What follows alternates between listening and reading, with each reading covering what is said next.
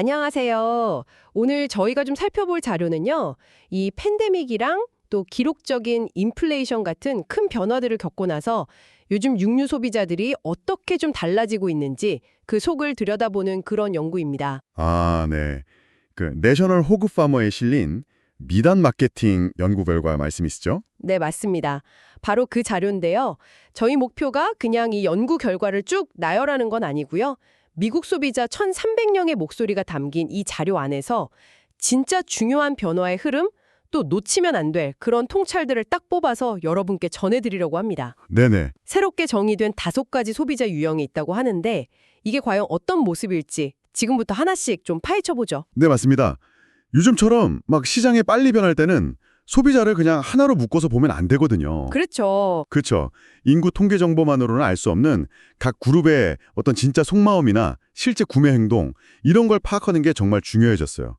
이 연구가 바로 그 부분을 파고든 거죠. 현재 육류 시장을 움직이는 그 다양한 소비자들의 모습을 딱 그려내고 있습니다. 어떤 유형들이 있는지 쭉 살펴보는 것만으로도 시장이 이렇게 돌아가는구나 이걸 느낄 수 있을 거예요. 좋습니다. 그럼 그 첫 번째 소비자 그룹부터 바로 만나볼까요? 연결된 트렌드 세터. 영어로는 커넥티드 트렌드 세터라고 하는데요. 네, 전체 소비자의 한 14% 정도를 차지한다고 하고요. 가장 젊고 뭐랄까 규모 자체는 상대적으로 좀 작지만 그 영향력은 무시할 수 없는 그런 그룹입니다. 네, 이름에서도 좀 느껴지듯이 이 연결성이 핵심 키워드예요. 연결성. 네, 틱톡이나 인스타그램, 스냅챗 같은 소셜미디어 있잖아요. 이걸 통해서 세상이랑 또 자기 또래 친구들이랑 계속 소통하고 정보를 얻는 거죠. 네. 실제로 응답자의 한 68%가 이런 플랫폼에서 시간을 많이 보낸다고 답했으니까 뭐 거의 항상 온라인 상태다 이렇게 봐도 될 것 같아요. 68%면 정말 높은데요. 그렇죠. 근데 이들이 단순히 정보만 받아보는 게 아니고요. 자기 소셜 그룹 안에서는 트렌드를 막 이끌기도 하고 새로운 육류 관련 정보나 제품이 나오면 가장 먼저 시도해보는 그런 얼리 어답터 역할도 하고 있다는 겁니다. 얼리 어답터. 그럼 구매 행동에서도 좀 특별한 점이 있겠네요. 여기서 정말 주목해야 할 부분이 바로 그 온라인 신선육 구매율이에요. 온라인으로요? 신선육을? 네. 무려 5명 중에 4명, 그러니까 80%가 최근 3개월 안에 온라인으로 신선육을 구매한 경험이 있다고 답했어요. 80%요? 와, 생각보다 훨씬 높은데요. 엄청나죠. 이게 그냥 뭐 온라인 쇼핑이 편리하다 이 정도 차원을 넘어서는 거예요. 신선식품을 온라인으로 사는 것에 대한 어떤 심리적인 장벽이 거의 없다고 봐야 하고 또 관련 배송 시스템에 대한 신뢰도도 굉장히 높다는 걸 보여주는 거죠. 그렇군요. 육류 유통에서 온라인이 얼마나 중요해졌는지 이걸 아주 강력하게 보여주는 증거라고 할 수 있습니다. 온라인 구매를 선호하는 거 말고 식습관에서는 또 어떤 특징이 있을까요? 이분들이 육류를 주된 식사 메뉴로 즐기면서도요, 상당히 좀 개방적이고 모험적인 입맛을 가졌다는 점이 또 흥미로워요. 모험적인 입맛이요. 네. 뭐 새로운 맛이나 좀 이국적인 요리 스타일, 이런 거에 대한 거부감이 적고요. 소고기, 돼지고기, 닭고기는 물론이고 다른 종류의 단백질에도 좀 열린 태도를 보입니다. 다양성을 중요하게 생각하고 식사를 통해서 뭔가 새로운 경험을 하려는 그런 경향이 뚜렷해요. 그렇군요. 이미 육류 소비에는 되게 적극적인 그룹인데 이들과 소통하려면 역시 온라인, 특히 소셜미디어를 잘 활용해야 한다. 뭐 이런 결론이 나오겠네요. 정확합니다. 단순히 광고를 막 보여주는 걸 넘어서 이들의 그 연결성, 이걸 활용한 어떤 추천이나 정보 공유 방식이 효과적일 수 있다는 거죠. 이들에게 온라인 공간은 그냥 정보 얻는 채널이 아니라 소통하고 서로 영향을 주고받는 거의 생활의 일부거든요. 네. 그래서 이들의 언어, 이들의 문법으로 또 이들이 주로 활동하는 플랫폼을 통해서 다가가는 게 중요합니다. 그리고 이 14%가 어쩌면 미래 육류 시장의 트렌드를 이끌어갈 가능성이 높다는 점도 기억해야 하고요. 네, 알겠습니다. 자, 그럼 이 연결된 트렌드 세터와는 또 다른 가치를 중요하게 생각하는 그룹으로 한번 넘어가 볼까요? 네, 두 번째 그룹은 가치 추구자, 클레임 시커즈입니다. 전체 소비자의 한 24% 정도를 차지하고 여성 비율이 상대적으로 좀 높은 편이라고 하네요. 이분들은 자기가 뭘 먹는지에 대해서 상당히 좀 신중한 태도를 보입니다. 그렇죠. 이 그룹을 움직이는 핵심 동기를 연구에서는 건강 삼박자라고 표현했던데요. 건강 삼박자요? 좀 재밌는 표현이네요. 네, 그러니까 자신의 건강, 그리고 동물의 복지, 나아가서 지구 환경까지 다 고려해서 육류나 가금류 제품을 선택한다는 의미예요. 아, 단순히 맛이나 가격보다는 훨씬 더 넓은 가치를 보는군요. 맞습니다. 품질 그리고 제품이 내세우는 그 가치 주장, claims, 이걸 훨씬 중요하게 생각하는 거죠. 여기서 가치 주장이라는 게 구체적으로 어떤 걸 말하는 건가요? 아, 네. 그거 한번 짚고 넘어가면 좋겠네요. 예를 들면 포장지에 딱 붙어있는 유기농 마크라든지 humanely raised, 인도적으로 사육된 목초 사육, 아니면 항생제 미사용 no antibiotics added 같은 그런 문구나 인증 마크를 뜻합니다. 아하. 이 가치 추구자들은 이런 표시들을 아주 꼼꼼히 확인하고요. 이런 가치를 충족시킨다고 판단되는 제품에는 기꺼이 더 높은 비용을 지불할 의향까지 있다는 거죠. 요즘같이 물가가 많이 올랐는데도요? 네, 인플레이션 압박 속에서도 이런 소비 성향이 나타난다는 게 좀 주목할 만한 부분이에요. 정말 개개인의 건강을 넘어서 동물 복지나 환경까지 생각하는 상당히 좀 의식 있는 소비자들이라고 할 수 있겠네요. 식단에서는 어떤 특징을 보이나요? 네, 실제로 조사된 모든 그룹 중에서 건강을 가장 중요하게 생각하는 그룹으로 나타났어요. 역시 그렇군요. 네, 단백질 섭취에 있어서는 닭고기를 주요 단백질원으로 선호하는 경향이 좀 뚜렷하고요. 소고기나 돼지고기 소비는 평균 수준 정도를 유지합니다. 아무래도 닭고기가 상대적으로 좀 건강한 단백질이다, 이런 인식이 반영된 결과 같아요. 그런데 또 흥미로운 점이 이분들이 소고기나 돼지고기를 식물성 단백질로 대체하려는 경향도 다른 그룹보다는 좀 높게 나타났다고요? 아, 네, 맞아요. 그런 경향도 일부 보이는데 그렇다고 해서 육류 시장에서 뭐 완전히 등을 돌리는 건 아니에요. 아, 그건 아니고요. 네. 만약에 새로운 육류 제품이 나왔는데 그 제품이 이분들이 중요하게 생각하는 그 건강 삼박자 있잖아요. 건강, 동물 복지, 환경적 가치. 이걸 만족시킨다면 기꺼이 한번 시도해볼 의향이 높다는 점이 중요합니다. 아, 그러니까 가격보다는 그 가치 제한이 더 중요하게 작용할 수 있다. 이런 말씀이시군요. 그렇죠.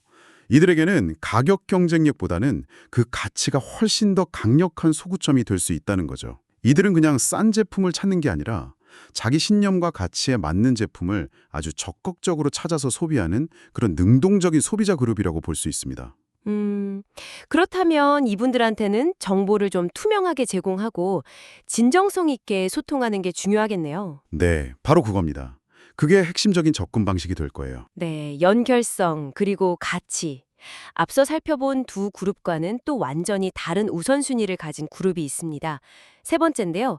편리함 추구자, 컨비니언스 크레이버스입니다. 아, 편리함 추구자. 네, 인구의 약 17% 정도를 차지하고 비교적 젊은 층이랑 남성 비율이 좀 높은 편이라고 해요.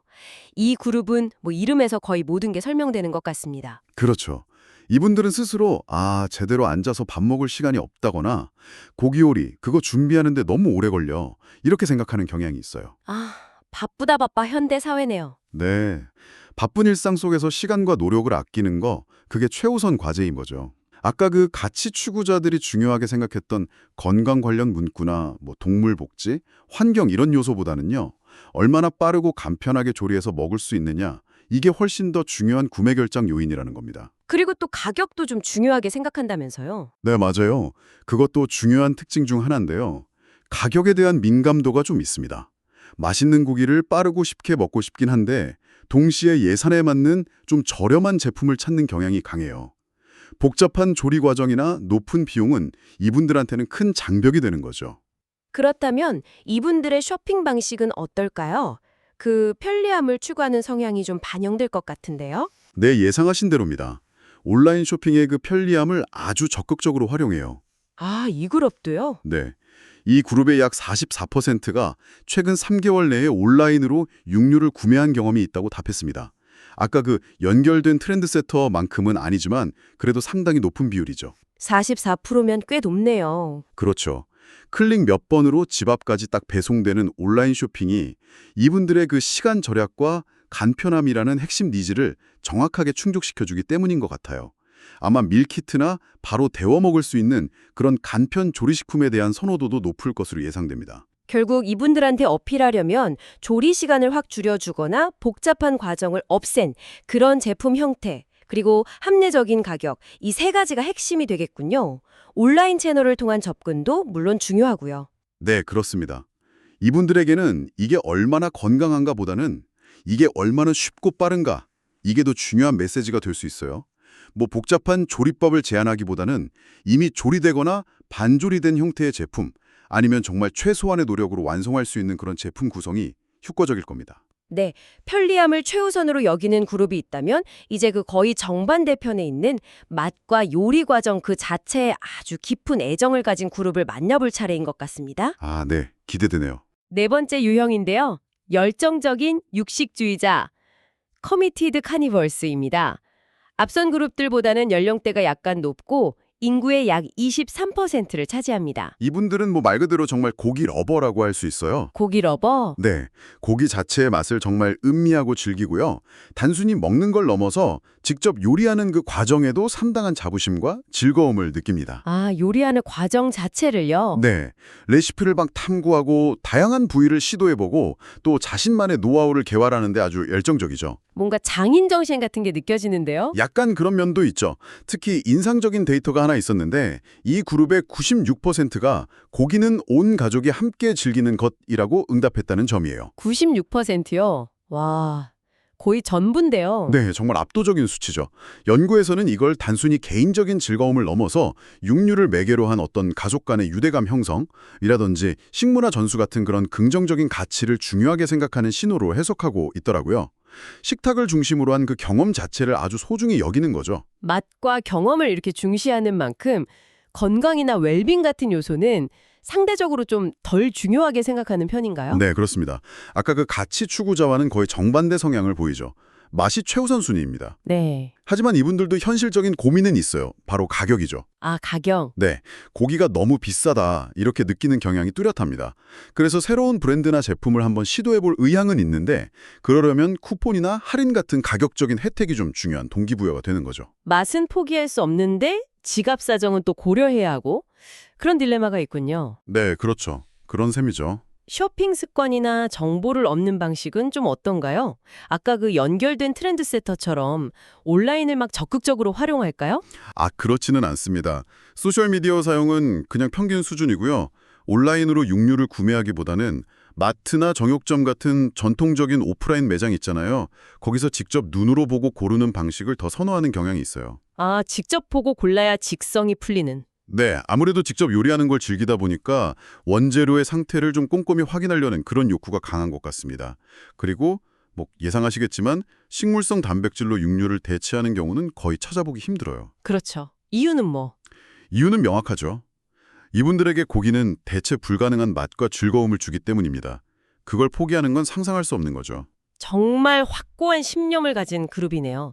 이 맛에 대한 열정과 가격 민감성 사이에서 어떤 균형점을 잘 찾는 것이 이분들에게 다가가는 열쇠가 될 것 같습니다. 네, 맞습니다. 자, 이제 드디어 마지막 그룹을 살펴볼 시간입니다. 네, 마지막 5번째 그룹은 클래식 미각 소유자입니다. 전체 소비자의 약 22%를 차지하고요. 연령대가 상대적으로 좀 높고 이름처럼 좀 고전적이고 습관적인 소비 패턴을 보이는 게 가장 큰 특징이라고 할 수 있겠습니다. 습관적인 접근 방식이라는 게 구체적으로 어떤 의미일까요? 단백질, 특히 육류를 구매하고 소비하는 데 있어서 딱 정해진 루틴을 따른다는 의미예요. 아, 루틴이요. 네. 육류는 이분들 식단에서 빼놓을 수 없는 그냥 필수 요소고 고기 맛을 포기할 생각은 전혀 없으세요. 꽤 규칙적으로 고기를 드시긴 하는데 아까 봤던 그 열정적인 육식주의자처럼 요리 과정 자체를 막 즐기거나 새로운 레시피를 탐구하는 데는 큰 흥미를 느끼지는 않습니다. 아, 그럼 그냥 늘 먹던 방식으로. 그렇죠. 그냥 늘 먹던 방식으로 익숙한 메뉴를 소비하는 경향이 강해요. 어떤 감정적인 애착이라기보다는 그냥 습관에 가깝다고 볼 수 있겠죠. 그렇다면 이분들의 구매 결정에는 어떤 요인들이 영향을 미칠까요? 이 그룹은 다른 그룹에 비해서 상대적으로 소득 수준이 좀 낮고 연령대가 높은 경향이 있어서요. 육류 가격에 상당히 민감하게 반응합니다. 가격에 민감하다. 네, 정육 코너에 가면 아유, 고기가 너무 비싸 이렇게 느끼는 경우가 많고 할인 행사를 할 때 구매하는 걸 선호하세요. 그런데 여기서 좀 흥미로운 지점이 있어요. 어떤 점이죠? 할인을 원하면서도 여러 매장을 막 돌아다니면서 최저가를 적극적으로 찾아다니지는 않는다는 겁니다. 그건 왜 그렇죠? 가격이 중요하다면서 발품은 안 판다. 조금 모순적으로 들리는데요? 바로 이분들의 그 습관적인 구매 성향 때문이에요. 아, 습관. 네. 가격 비교하는 그 번거로움보다는 그냥 늘 가던 익숙한 매장에서 늘 사던 방식으로 구매하는 걸 더 선호하는 거죠. 변화를 추구하기보다는 안정성이나 예측 가능성을 더 중요하게 생각한다고 볼 수 있습니다. 그 익숙함이 주는 편안함을 깨고 싶어 하지 않는 거예요. 아, 그렇기 때문에 마케터 입장에서는 공략하기가 가장 좀 까다로운 그룹일 수도 있겠네요. 정확합니다. 실제로 이 그룹의 약 44%는 매장 내에 특별 진열을 한다거나 주간 할인 전단지 같은 거 있잖아요. 그런 판촉 활동이 자기 구매 결정에 전혀 영향을 미치지 않는다고 답했어요. 전혀요? 네. 이게 다른 어떤 그룹보다도 월등히 높은 수치입니다. 외부의 정보나 자극에 크게 반응하지 않고 그냥 자신만의 구매 루틴을 딱 고수하는 경향이 매우 강하다는 뜻이죠. 어떻게 보면 예측은 가능한데 변화시키기는 아주 어려운, 가장 충성도 높은 고객일 수도 있지만 새로운 제안에는 좀 닫혀있는 그룹이라고 할 수 있겠습니다. 자, 이렇게 5가지 유형의 현대 육류 소비자들을 모두 살펴봤습니다. 연결된 트렌드 세터부터 가치 추구자, 편리함 추구자, 열정적인 육식주의자, 그리고 마지막 클래식 미각 소유자까지. 이야, 정말 각양각색이네요. 그렇죠. 이 모든 내용을 종합해보면 우리는 어떤 결론을 좀 내릴 수 있을까요? 가장 중요한 건요. 더 이상 육류 소비자라는 그냥 하나의 단일한 집단은 존재하지 않는다. 이 사실인 것 같아요. 네. 오늘 우리가 본 것처럼 소비자의 연령이나 디지털 환경 적응도, 건강이나 윤리에 대한 관심 수준, 또 가격 민감도, 편리성 추구 정도, 맛과 경험에 대한 선호도, 이런 수많은 요인들이 아주 복합적으로 작용하면서 정말 뚜렷하게 구분되는 그런 소비 행태를 만들어내고 있다는 겁니다. 정말 그렇네요. 단순히 고기를 좋아하냐 안 좋아하냐 이 문제가 아니라 왜, 어떻게, 또 어떤 가치를 가지고 고기를 소비하느냐가 훨씬 더 중요해진 그런 시대라는 생각이 듭니다. 맞아요. 자, 여러분께서는 오늘 살펴본 이 5가지 유형 중에서 어떤 모습에 가장 가깝다고 느끼시나요? 혹은 주변의 가족이나 친구분들은 어떤 유형에 속할 것 같으신가요? 단순히 마케팅 전략 세우는 데만 유용한 건 아니에요. 아, 그런가요? 네, 우리 사회의 식문화가 개인의 가치관이나 생활 방식, 또 기술 발전 같은 것들과 맞물려서 얼마나 다채롭게 변화하고 있는지를 보여주는 아주 중요한 지표이기도 합니다. 어떤 그룹이 더 좋다거나 바람직하다 이런 의미가 아니라 이 다양성 자체가 현재 우리 식탁의 모습을 그대로 반영하는 거죠. 네, 오늘 미단 마케팅의 연구를 통해서 현대 육류 소비자의 정말 다채로운 스펙트럼을 깊이 있게 한번 탐색해 봤습니다. 핵심은 결국 변화하는 소비자의 니즈를 정확히 파악하고 각 그룹의 눈높이에 맞는 그런 소통과 가치 제안이 중요하다, 이 점이겠죠. 네, 여기서 마지막으로 여러분과 함께 좀 생각해 볼 질문을 하나 던져보고 싶습니다. 질문이요? 네, 윤리적인 가치, 편리함, 맛, 전통 이렇게 정말 다양한 동기들이 공존하는 현지의 소비자 지형 속에서 만약 가까운 미래에 예를 들어 배양육 같은 게 본격적으로 상용화된다거나 혹은 또 다른 예측 불가능한 경제적 충격이나 사회적 변화가 찾아온다면 과연 어떻게 될까요? 아, 미래에 대한 질문이군요. 네, 오늘 우리가 살펴본 이 5 소비자 그룹은 각각 어떤 변화를 겪게 될까요? 또 어쩌면 지금과는 전혀 다른 새로운 유형의 소비자들이 등장하진 않을까요? 이 질문에 대한 답을 찾아가는 과정이 앞으로 육류 산업뿐만 아니라 우리 사회 전체의 미래를 이해하는 데 아주 중요한 실마리가 될 거라고 생각합니다.